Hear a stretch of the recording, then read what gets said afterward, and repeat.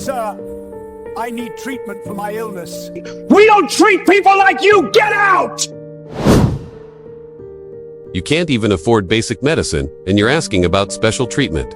Don't ruin the reputation of this private hospital. Go to a government clinic. Security, remove this dirty beggar from here at once. Don't disturb the peaceful environment of our hospital. People around started laughing. Some took out their phones and began recording.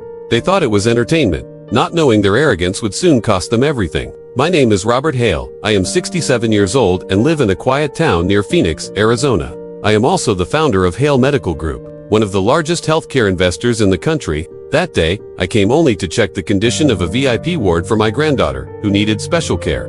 Wearing an old coat and leaning on a worn cane, I walked into that famous private hospital.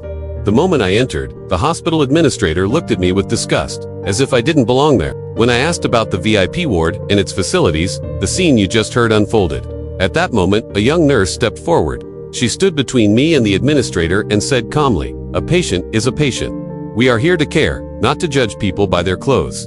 She then turned to me with a gentle smile and patiently explained the treatment process and facilities. Everyone expected me to argue or leave angrily, but I simply said, "Thank you. I'll think about it," and quietly walked out. Laughter followed behind me. They mocked her for interfering and mocked me for being humiliated. The next morning, I returned. This time, I arrived in a black luxury car, dressed in a clean, elegant suit, surrounded by my personal assistants. As I entered, the laughter vanished. The hospital hallway went silent. The administrator who had insulted me the day before turned pale and started trembling. I walked to the reception desk and calmly said, "Please call the nurse who helped me yesterday." She came forward, her eyes filled with confusion and nervousness. I smiled and said, "Thank you for treating me with dignity yesterday." Then I added, "I would like to donate $10 million to this hospital, and I want you to be promoted to head nurse." Shock spread across the room. Envy, regret, and disbelief filled every face. The administrator's expression collapsed as he realized what he had lost. The young nurse covered her mouth, tears shining in her eyes. Watching her stand there with humility and kindness, I decided in that moment to let this encounter change her life forever.